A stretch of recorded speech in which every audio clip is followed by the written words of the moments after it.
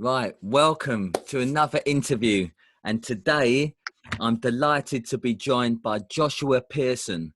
He's an incredible filmmaker, brand strategist, and mentor. So welcome, Joshua, and thank you very much for your time. Yeah, I want to thank you for having me on the show, James. I appreciate it. Oh, it's my pleasure, brother. So yeah, tell me, we're going to touch upon you've had an incredible life for, dare I say, particularly for a young man. And you are somebody that's helped me and continues to inspire me today. And I'd like to just start off this conversation by saying that and recognizing that. But I'd like you to please just share where you are currently, Joshua, and what's going in your life as of today. So, logistically, where am I in this world right now? Yes, because I know you are a man who travels. So yeah, what's Yeah. going on? Yeah. So right now I'm back in England. I just spent the last year in Ibiza, and prior to that was traveling all over, to be honest. But yeah, for the last year I've lived in Ibiza, fell in love with the place, and came back to England to do a 5-day documentary shoot. And around that time, Spain went into crisis, and England went into crisis, and all flights got grounded. So actually, right now, I am staying with my lovely parents, which has actually been a big blessing in disguise to be able to spend some quality time with them. Yeah, so logistically, I am in England. I don't think my heart is still in Ibiza. Actually, I think it was last year, and I thought that was going to be the place I'd live for many years to come. But surprisingly, since I've been back in England, I've actually felt more of a pull, more of a love for being close to a family. So very interesting times. Very interesting times. Certainly, yes. I mean, what part specifically of England is it, Joshua? Where where were you brought up?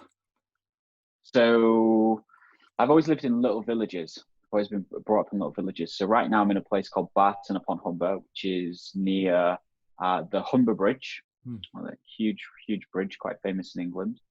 And I grew up in a small little village called South Ferriby, which is a 5-minute drive from here. And yeah, so that's in North Lincolnshire. Yeah. What was life? Can you elaborate a bit more? What was life like growing up as a young lad, Joshua, particularly in a small village? What were some of your early influences and experiences? I think as a very young child, it was relatively quiet, to be honest. I went to a very small school. I think if I remember rightly, in my year at primary school, there were 3 girls. There were 3 girls in my year, I think, or 4 girls, and there was like 5, 6 boys. Yeah. It's a very, very small little village school. Yes. And then, yeah, life was pretty quiet. I was always always loved music. I was always very creative. I was always making stuff. Like I'd love to my dad's despair, I'd always be taking things apart and trying to improve them, and more often than not taking things apart and not putting them back together again. Yeah. And as I think life changed dramatically, more so going into secondary school, because that was a very big school, and that was probably where more of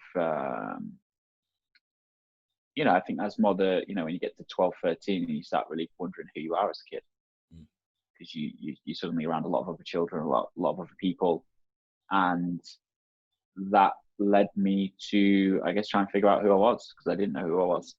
I was an overweight kid, very self-conscious of my weight, wasn't into sports, which going into a big school, where all the other kids in your year are kind of doing that. And yeah, and it was, if we fast forward a little bit, I got into a lot of trouble with the police, kicked out of school multiple times. Yeah, developed quite a big drug habit. Enjoyed enjoyed drugs at quite a young age, and I think that led me into a lot of trouble as well. Yeah. Yeah. And moving forward, do you now appreciate that those early experiences, maybe with drugs and so on and so forth, have they helped post that, if you like? Have they helped shape some of your viewpoints on drug taking, or or going off the rails per se? I think, I mean, I wouldn't change anything as a child. There's nothing I would change. Like I got into, I smoked weed from quite a young age, smoked it a lot.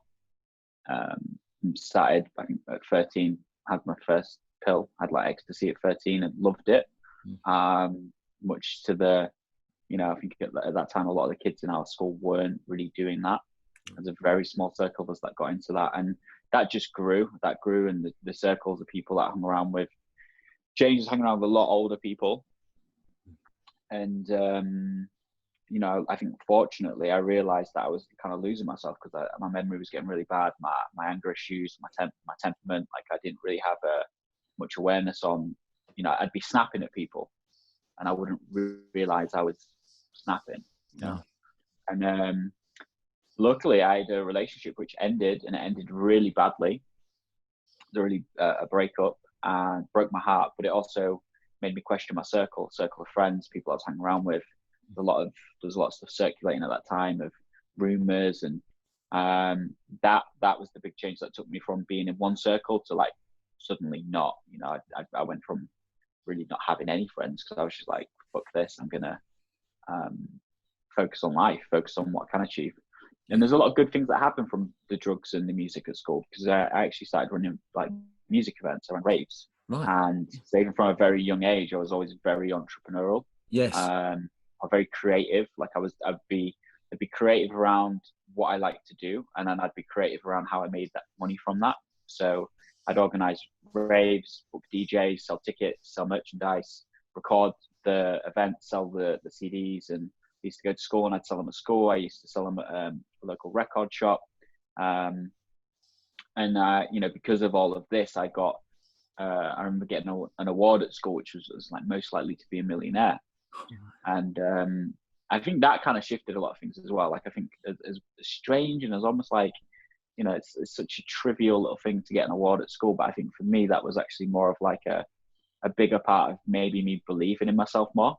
Yes. And I left school more on a path of like, how am I going to be a millionaire? How am I going to make money? How am I going to do that? And as I've got older, I went from having, doing lots of drugs, hanging around with lots of different people, to being very judgmental of drugs.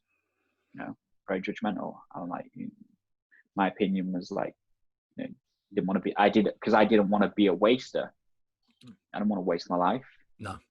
And it's sad to say it, but a lot of my friends, being back in England right now, in the area that I grew up, it's sad to hear that a lot of my friends from school, are on heroin, and some of them are in prison, and a lot of people took very different paths. And I do, not often, but I do wonder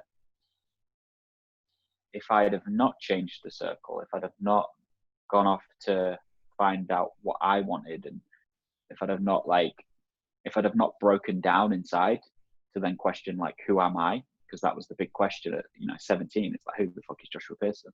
Who the fuck is he?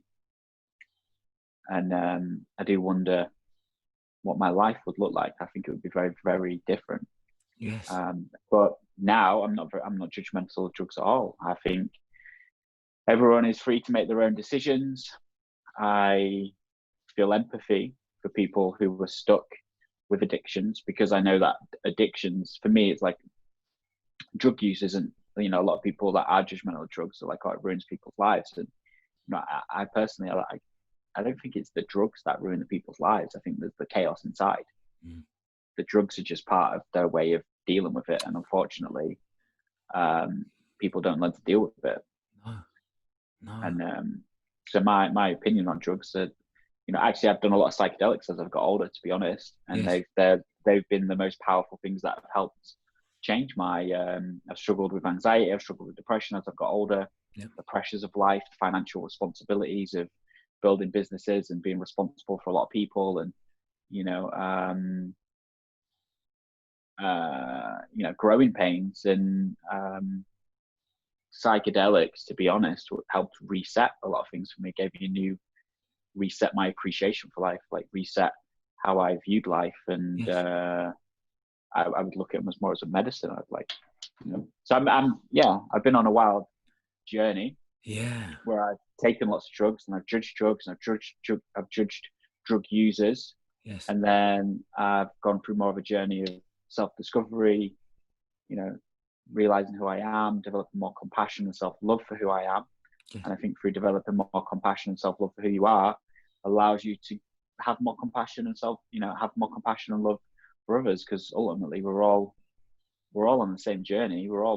Most of the time we're all battling the same things, just maybe different contexts, Yes. different situations. And a Oh, lot of very. people, I've had a very blissful life at the same time. Like my life, I'm very fortunate that my parents have always been very supportive. Not everyone has that either.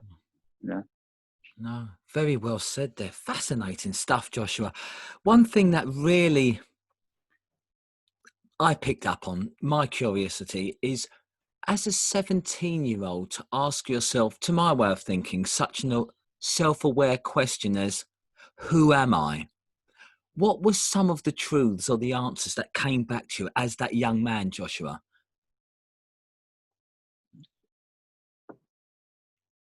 Well, at first they weren't nice. But I had very negative self-talk growing up as a kid. Very negative. I was fat. I was overweight. I was covered in stretch marks. I had big man boobs. Didn't do. Very insecure. Very insecure about the reason I didn't do as much PE and stuff at school. So I got very insecure trying to get changed. So actually, through secondary school, I just stopped taking my training gear, right, and tried to get out of it that way. Yeah. Because the last thing you want to do is, like, if you're the big kid, and I'm going to preface this because I was never like, although I was big, I never got bullied. No. Because although I was big, I kind of like had a certain level of like, don't fuck with me. Like, it wasn't, I was big, but I wasn't weak, or at least I was big and I was insecure on the inside, but on the outside I wasn't. Yeah.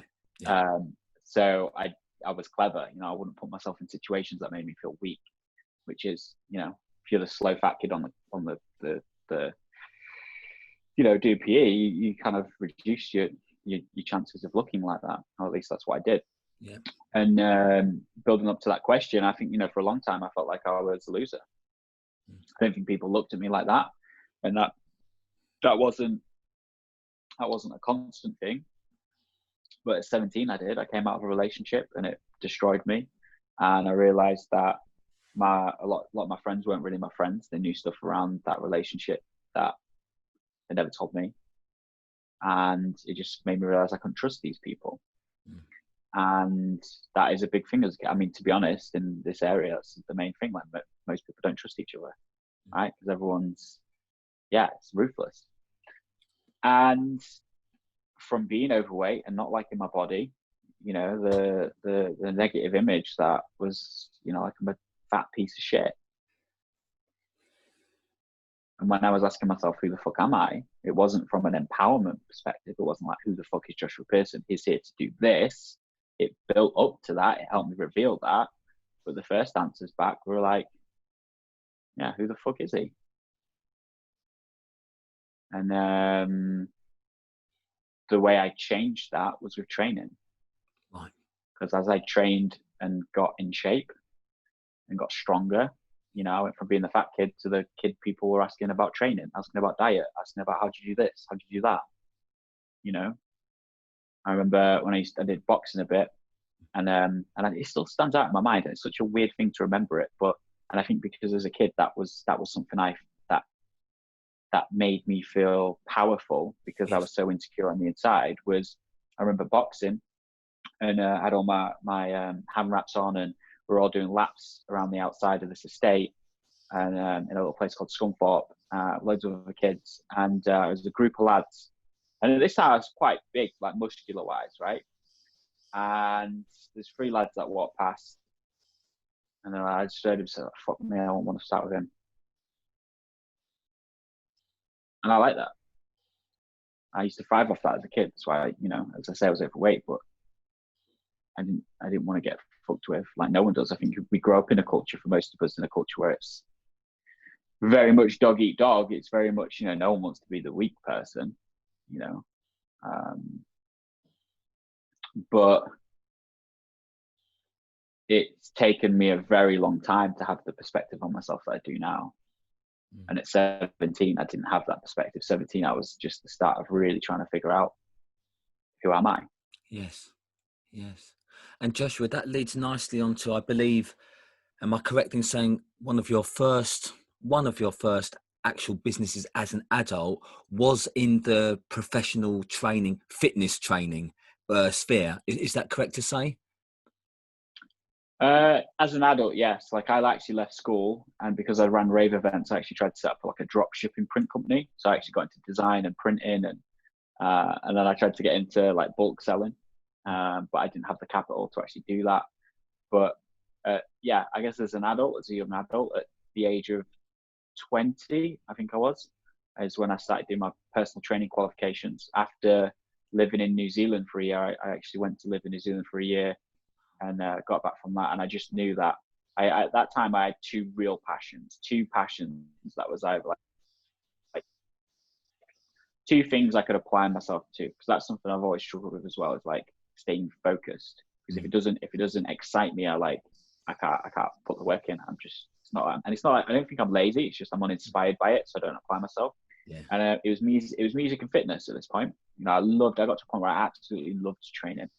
I used to, at one point I was going to go in the Marines as well. I was weighing up going to the Marines. I used to train guys, and I come around the house and I used to have big tractor tires and sleds and sandbags and punch bags and barbells, and we used to do a lot of strongman work and some very brutal circuits, hill sprints. We used to run to the quarry with a few big sandbags, punch bags, and we'd all take it in turns carrying the bag.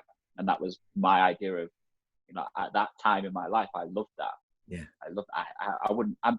Ironically, I'm actually just getting back into that kind of training now. I'm starting to like that level of intensity again. yes, Not at the same capacity as I used to, but like I'm actually starting to realize like I'm actually going back to training more like that, and I'm really enjoying it. good. And but yeah, the two passions, and the one I followed was fitness. And within a year of coming back from New Zealand, I did my qualifications. I worked a shit job, worked a minimum wage job, so I could afford to do it. Yeah. And took the plunge and started a fitness business. Wonderful. And can you tell me how that grew over the forthcoming months and years?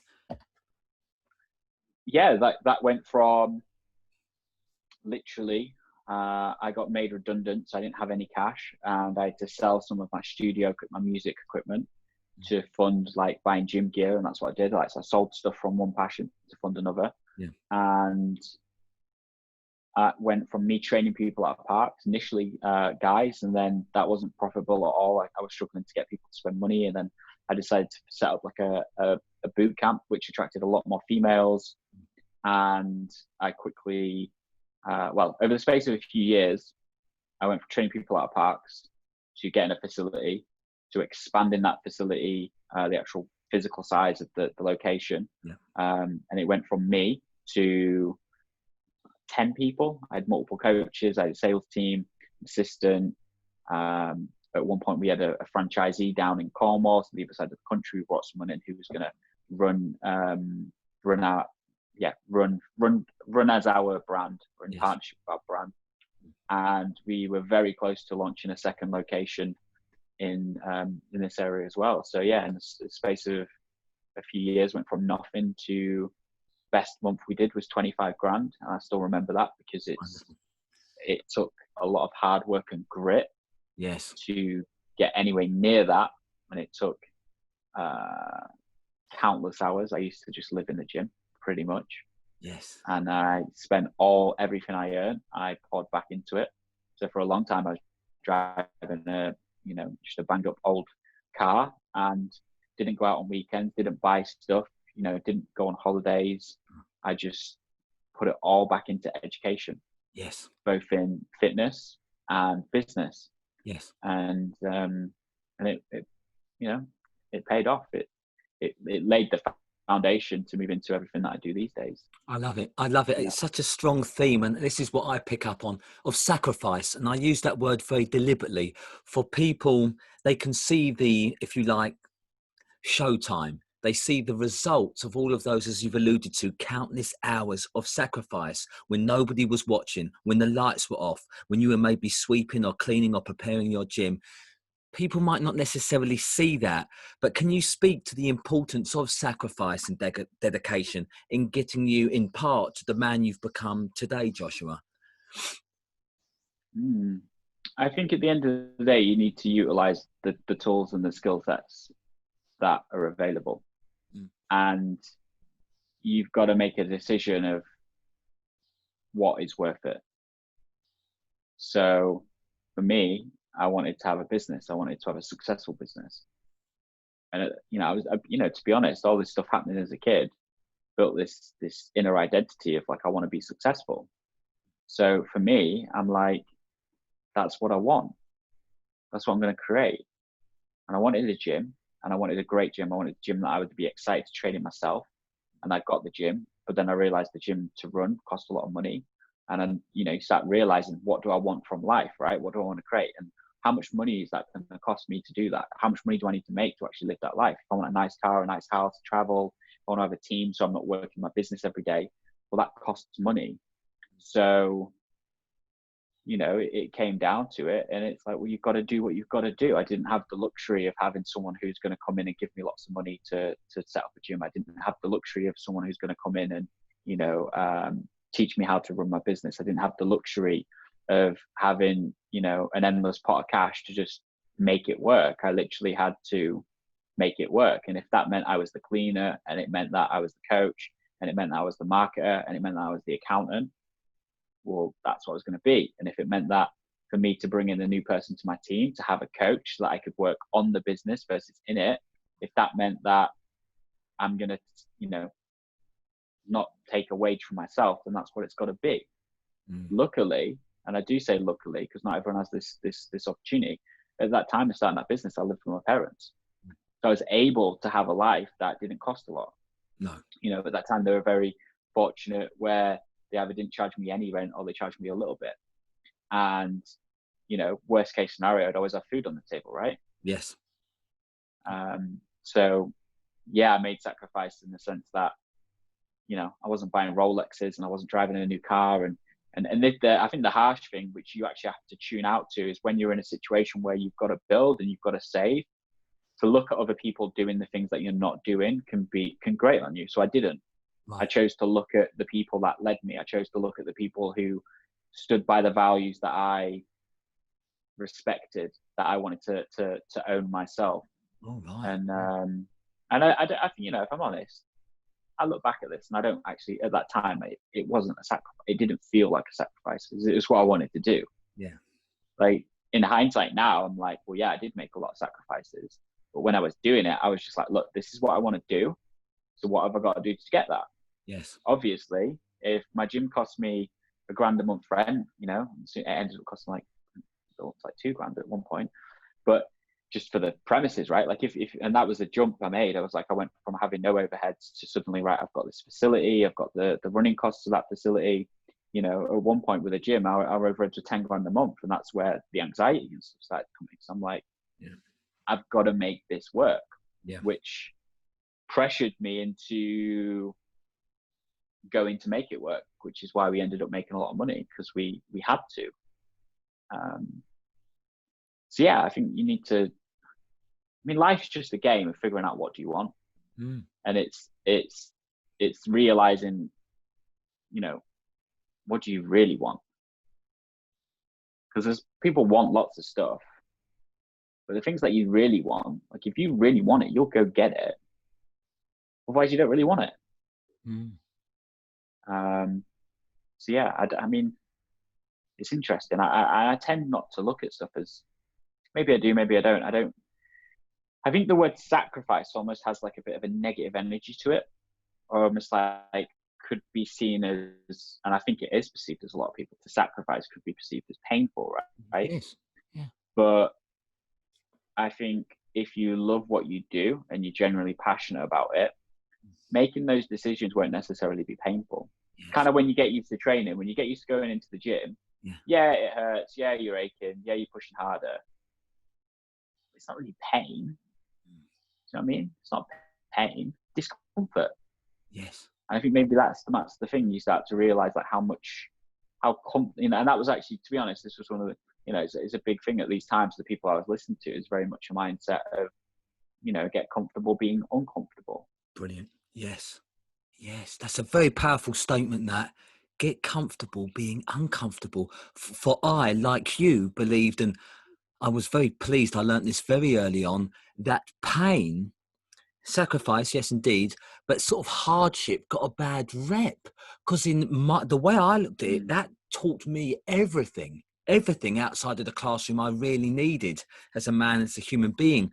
Whereas comfort, the way I saw it, it often led to people's graves, if not literally, certainly figuratively and metaphorically speaking. So yeah, no, thank you for reminding me of that, Joshua. I just want to move on. So how did that fitness side, the business in particular, how did that, as it were, wrap itself up and you moved on to some of the things that you are indeed doing today? So year three, I met a chap called Jack, who soon became my business partner. He was a coach. He'd just finished university. He'd worked with, professional rugby players, and was very much the training brain behind the business. Became the training brain behind the business. Whereas I was very well rounded, loved training people, loved training, loved nutrition, loved psychology, loved marketing, loved business. I brought him in because I wanted him to be head of strength conditioning, and he became a business partner. And to be honest, where in hindsight and in reflection now, where I dropped the ball with the business is I got to a point where I stopped living by my values. I stopped living by the values that built that business. So I was no longer as passionate about training as I was. I was no longer as passionate about being a coach within that gym as I was when I started. And I became more passionate about building, I realized through that process, I'm very much an entrepreneur, very much, solve problems and innovate. And I fell in love with the idea of building more businesses, building more brands. One of the things I got a lot of respect for, and we always got a lot of recognition for, was how good the brand looked.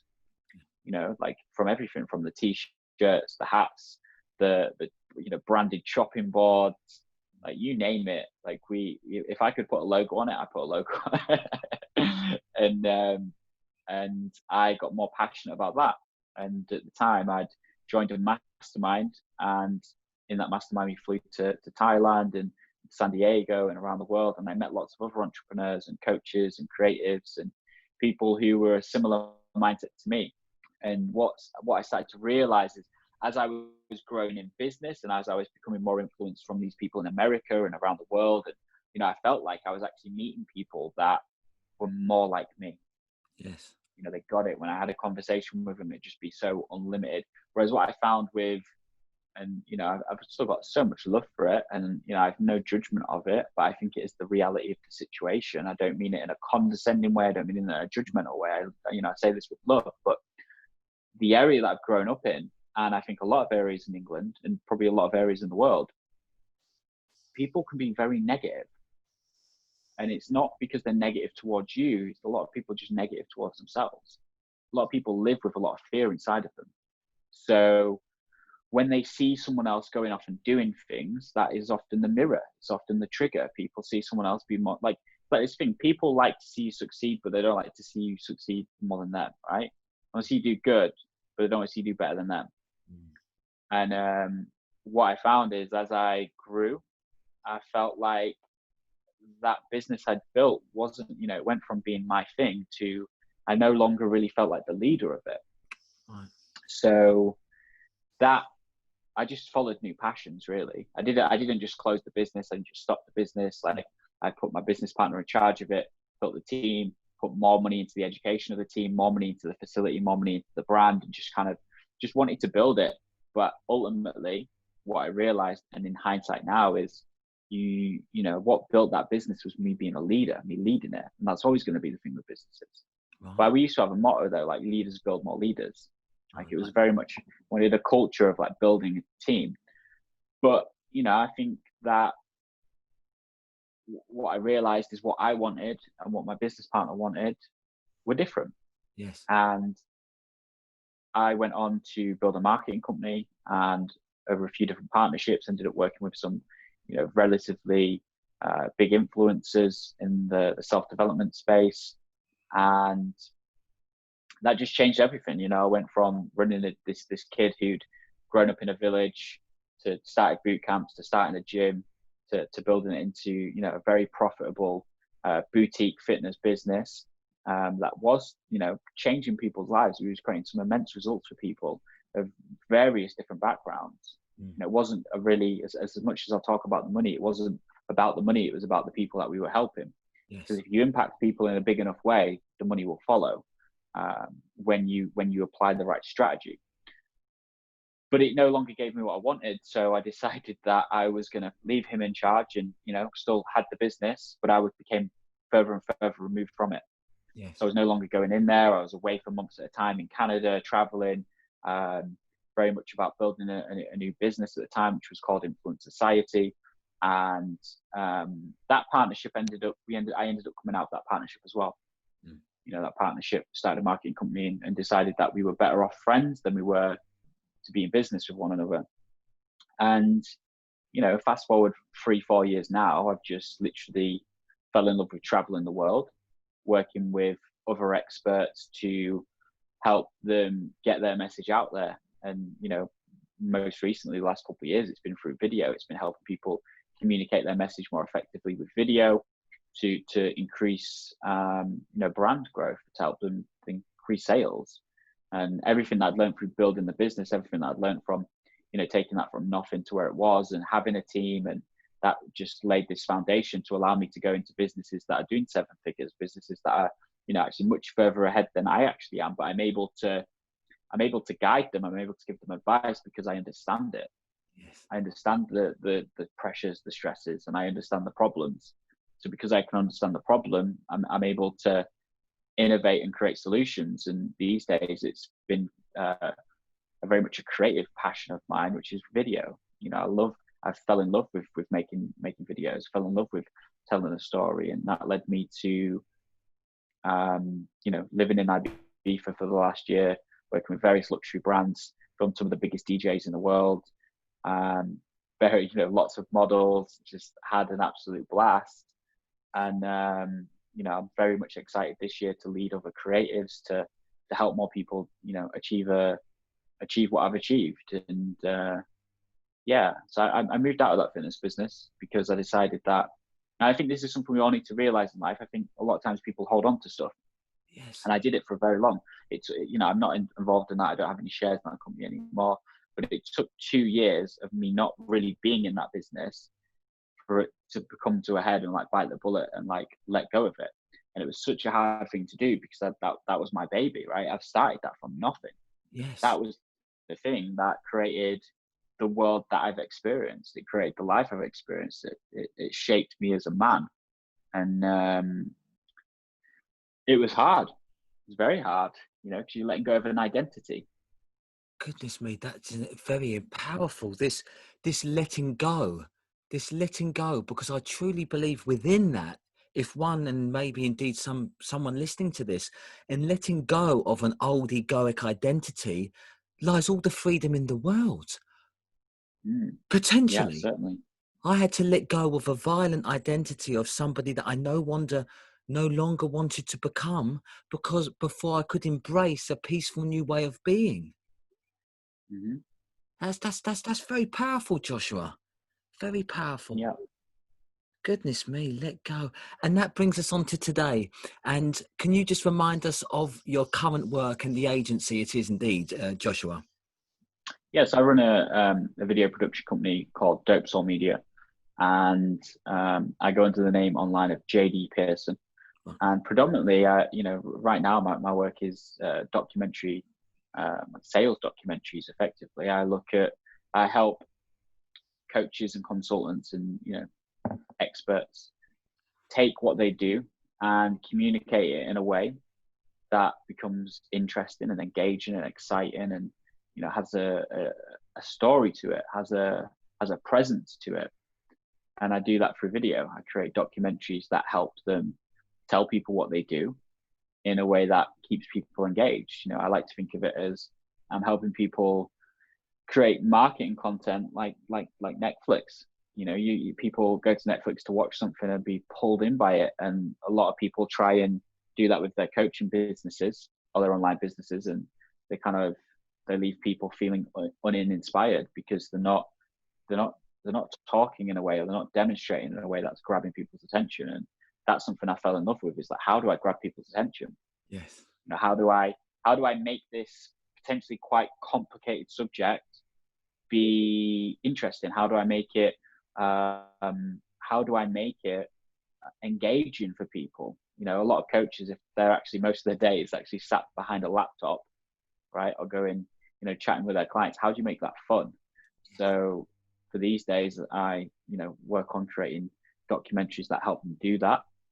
And very much recently, I've started this year putting more time aside to launch a side project, which is helping other creatives take their business to the next level, in the sense of like teaching them these fundamental skills. Because what I realized is, and this is actually the same for most businesses, I'm choosing creatives because it's a community of people that I feel I can really connect with and add value to.